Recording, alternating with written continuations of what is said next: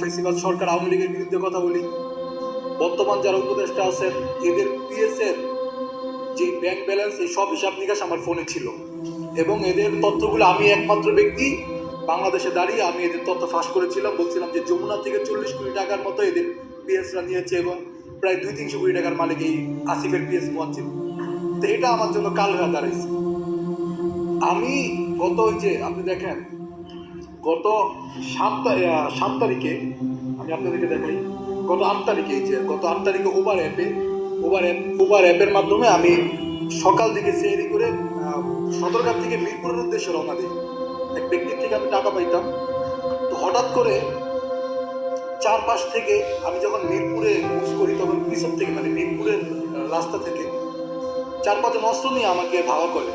তাদের কাছে পিস্তল ছিল এবং আরও কিছু অস্ত্র ছিল। তো আমার যে উবার ড্রাইভার, আমি তাকে বললাম যে ভাই আপনি ভয় পাবেন না, পিছের থেকে তো ডাকাত বলে চিল্লাচ্ছে, আপনি থানার দিকে গাড়ি ঢোকানোর চেষ্টা করেন, আশেপাশে যদি কোনো থানা থাকে। পরে আমার উনি বললো যে ঠিক আছে ভাই, আমি থানার দিকে মুভ করতেছি। থানার দিকে যখন গাড়ি ঢুকায়, পিছের থেকে উনি আমার গাড়ি সামনে থেকে অস্ত্র দিয়ে আটকায়, সেখানে মত সৃষ্টি করে তারা 5-6 জন ইয়াং ছেলে এবং অনেকে মাস্ক পরা, কালো ড্রেস পরা ছিল, কালো শার্ট পরা, আমাকে আটকিয়ে এরা বলতেছে যে ডাকাত। আশেপাশে আরও 20-25 জন ছেলে পেলে এসে আমার মোবাইল টোবাইল সব নিয়ে গেছে, আমার মানি ব্যাগে টাকা ছিল, টাকা পয়সা নিয়ে গিয়ে পরবর্তীতে আমাকে র্যাবের কাছে হ্যান্ড ওভার করছে। র্যাবের কাছে হ্যান্ড ওভার করার পরে পরবর্তীতে আমি জানতে পারি আমার নামে নাকি ডাকাতির মামলা দিচ্ছে। আমাকে থানায় নিয়ে গেছে। আমার ঘটনা হচ্ছে মিরপুরে। আমার মামলার চার্জশিটে লেখা আছে যে আমাকে নাকি হাবিবনগর 300 ফিট থেকে ধরা হয়েছে। কিন্তু আমি একজন দুবাইতে ব্যবসা করি, সেখানে পড়াশোনা করি এবং দেশের বর্তমান পরিস্থিতি নিয়ে ভারতের বিরুদ্ধে কথা বলি। এরকম একজন ছেলে একটা ডাকাতি করতে যাবে, এটা মানে বিশ্বাসযোগ্য হয় কীভাবে, এটা আমার মাথায় ধরে না। তার ভিতরে হচ্ছে সবচেয়ে বড় বিষয় হচ্ছে আমি মিরপুরে ধরা গেলাম, আমার মামলা দিল হচ্ছে রূপগঞ্জ থানা, অর্থাৎ 300 ফিটের রাস্তায়। আমাকে মিরপুর মডেল থানা কিংবা আমাকে নিয়ে যাবো হচ্ছে কেরানীগঞ্জে বা জজকোটে, আমাকে নিয়ে গেছে রূপগঞ্জের থানা। সেখানে নিয়ে মানসিকভাবে টর্চার হচ্ছে। এখন পর্যন্ত আমি অসুস্থ, কারেন্টের শর্ট দিয়ে আমার অবস্থা পুরো খারাপ। এখন পর্যন্ত আমি অনেকের নাম বলতে পারি না। এই ঘাড়ে কারেন্টের শর্ট দিচ্ছে, পায়ের ভিতরে না হইলেও 100-র উপরে মানে আঘাত করছে। র্যাব যখন আমাকে নিয়ে গেছে, র্যাবের একজন ঊর্ধ্বতম কর্মকর্তা বলতেছে যদি আমাদের আগের সময় থাকতো তাহলে তোরে পুরস্কার দিয়ে মেরে ফেলাইতাম। র্যাবের বিরুদ্ধে কথা বলোস, আওয়ামী লীগের বিরুদ্ধে কথা বলোস, আওয়ামী লীগ দেশে আবার ফিরে আসবো। হ্যাঁ, এই টাইপের কথাবার্তা বলতেছে। আমাকে যখন থানায় মারে তখন আমাকে বলতেছে যে ভারতের বিরুদ্ধে কথা বলেছে। আমি যদি অপরাধী হই, আমি ডাকাতি মামলা করি, আমাকে আমার আদালত আছে, আদালতে বিচার প্রক্রিয়া দিই, আমি আদালতের প্রতি সর্বোচ্চ শ্রদ্ধাশীল। আদালত যেখানে রায় দিবে আমি সেটার প্রতি সর্বোচ্চ শ্রদ্ধাশীল। সেখানে আদালত আছে। থানায় তো আমাকে মারার কোনো অধিকার রাখে না, কারেন্টের শ্রদ্ধার অধিকার রাখে না। র্যাব আমাকে বলতেছে যে আমাদের আগে সময় থাকলে তো আমি পুরস্কার দিয়ে দিতাম। র্যাব যে গত অপকর্ম করছে, হেলিকপ্টার থেকে ছাত্র হত্যা করছে, ছোট ছোট বাচ্চাদেরকে গুলি করছে, তো র্যাবের বিরুদ্ধে তো এখন পর্যন্ত একটা চার্জশিট দিতে পারলো না, র্যাবের বিরুদ্ধে তো এখন পর্যন্ত কোনো অভিযোগ করতে পারলো না। আমার মতো একটা নিরীহ ছেলে প্রশাসনের বিরুদ্ধে বলি, এদেশের মানুষের পক্ষে কথা বলি, ভারত বিদ্বেষী, এটাই আমার সবচেয়ে বড় অপরাধ। আগামী 50 বছরও দ্বিতীয়ত আমার মতো একটা ছেলের জন্ম যেন এদেশে না হয় দোয়া করি। অ্যাটলিস্ট আমাকে যেভাবে হ্যারাসমেন্ট করা হয়েছে, আমার বাবার কতগুলো টাকা গেছে, আমি ব্যক্তিগতভাবে হ্যারাসমেন্ট হয়েছি, আমাকে নিয়ে অনেক নিউজ করছে, আসিফ নাহিদের সাথে ছবিগুলো সোশ্যাল মিডিয়ায় ভাইরাল করছে। তারপর হচ্ছে আমার ব্যক্তিগত লাইফ টান দিচ্ছে, আমি কি করি না করি সব কিছু নিয়ে এরা অনেক মাখামাখি করছে। এটা নিয়ে আমার কোনো নেই, মাথা ব্যথা নেই। কিন্তু আমাকে যেভাবে মারা হয়েছে, হ্যারাসমেন্ট করা হয়েছে, আমার যেভাবে আমাকে শারীরিক মানসিকভাবে নির্যাতন করা হয়েছে, এটার জন্য আমি এই দেশের স্বরাষ্ট্র মন্ত্রণালয়ের কাছে আমি চাই যে আমার মামলাটা তারা দেখুক।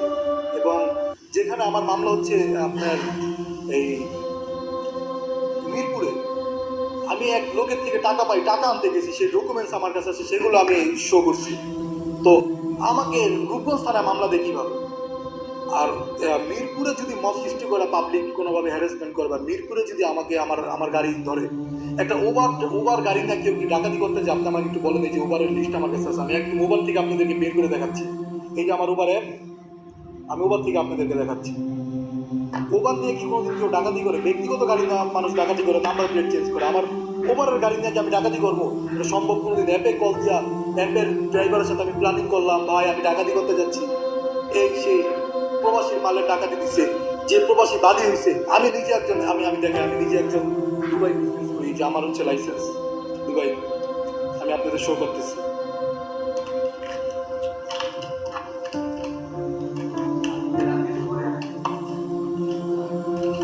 হ্যাঁ, এই যে আমি পলিটিক্যাল সাথে যদি এই যে আমার হচ্ছে দুবাইয়ের আপনার লাইসেন্স।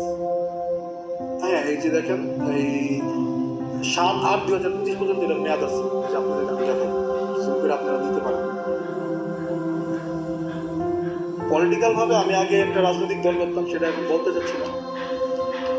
হ্যাঁ, তো আমি একজন এই আমার নিজের লাইসেন্স, তো আমি যতটুকু জানি যে এয়ারপোর্ট থেকে একটার বেশি ফোন আনা যায় না, দুইটার বেশি ফোন আনা যায় না।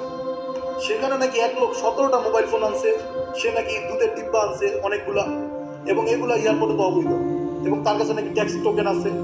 যে লোক বাদী হয়েছে আর কি, আমি বাদীর বিবরণটা দিচ্ছি আপনাকে, আমার নথি মামলা নথিতে যেভাবে বললাম, পরবর্তীতে জেল থেকে বাইর হওয়ার পরে। তো জেলের ভিতরে তো নথি, মামলার নথি বা ওগুলো নেওয়ার কোনো সুযোগ নাই, সেখানে তো কোনোভাবে কোনো নিউজ টিউজ নেওয়ারও সুযোগ নেই। তো পরবর্তীতে যখন আমি দেখলাম নথিতে সেখানে একজন বাদী হয়েছে, তো তিনি বলতেছিলেন যে এই দুবাই থেকে তিনি গোল্ড আনছেন 40 কেজি, মোবাইল আনছেন 17টা নাকি, কয়টা মোবাইলে যেন লেখা আছে। তো একজন প্রবাসী একটা মোবাইল আনতে পারে, দুইটা মোবাইল আনতে পারে, সেই 17টা মোবাইল এয়ারপোর্ট থেকে ট্যাক্স ফাঁকি দিয়ে আনলো, কাস্টমসের অফিসারের সাথে জড়িত। কাস্টমসকে ধরবেন আপনারা, আমারও ধরতেছেন, আমি কি দেশের প্রশাসন? আমার সাথে পুলিশের রানিং গাড়ি দেখাইছেন, যাদেরকে জীবনে দেখি না, আমার সাথে কোনো কন্ট্যাক্ট নেই। আপনারা আমার কন্ট্যাক্ট লিস্ট মিডিয়ায় দিয়ে দেন, ফার্স্ট করেন। আমাকে নিয়ে 71 টিভি, তারপরে এনটিভি নিউজ করছে, তারপর আরও কিছু নিউজ চ্যানেল দেখলাম নিউজ করছে, পুরো এটা সোশ্যাল মিডিয়া হ্যারাসমেন্ট করলো আমাকে। তো আমার বিষয়টা হচ্ছে, আমি যদি প্রবাসীদের কোনো কিছু করে থাকি, কোনো ক্ষতি করে থাকি, পুলিশের গাড়ি আমার সাথে আসলে কই থেকে? আমার চুল ছিল এত বড় বড়, এত বড় বড় চুল আমাকে দিচ্ছে গুয়াহাটি, এত বড় বড় চুল, আমি পুলিশের ড্রেস করে কি ঘুরে বেড়াবো? আমি এত গাদা। পুলিশের রানিং গাড়ি দিছে, পুলিশের যে রানিং গাড়ি যেখানে দিছে, আমার কথা হচ্ছে যে এই গাড়ির আশেপাশে কি আমি ছিলাম? এই যারা এই মামলার আসামি, এদের সাথে কি আমার কোনো সম্পৃক্ততা আছে? এদের কাউকে আমি চিনি? বেচারা আমার ড্রাইভার রহমত আলী নাম, আমার মামলার 5 নম্বর আসামি, এই বেচারাকে শুধু শুধু জেল খাটছে দেখা মাস, শুধু শুধু। মানে আমাকে ধরছে, ব্যাটারও ধরছে। ব্যাটার পরে আদালতে আপনার উবারের ডকুমেন্টস দেখা পরে জামিন দিচ্ছে। তো উবারের একটা গাড়ি, উবার নিয়ে আমরা যাচ্ছি আমার ব্যক্তিগত কাজে, টাকা উঠানোর জন্য আমি যাচ্ছি, সেখান থেকে এরকম হ্যারাসমেন্ট করে আজকে আমাকে মত সৃষ্টি করে, মানে হ্যারাসমেন্ট করলো আজকে।